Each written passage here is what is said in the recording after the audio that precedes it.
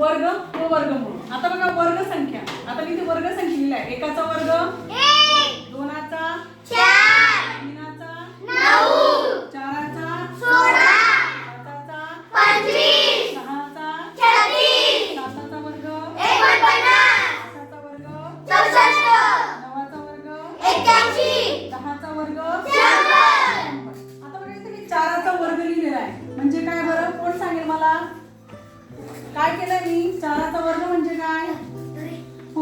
4 multiply by 4 म्हणजे चाराचा गुणाकार 400 केला. चाराचा 2 वेळा गुणाकार म्हणजे उत्तर येते म्हणजे वर्ग संख्या. समजलं तुम्हाला हे? हो. आता 5चा वर्ग कसा असेल बरं? समजलं तुम्हाला? 25 उत्तर कसं आलंय? कळलं? हो. त्याच प्रकारे इकडे बघा.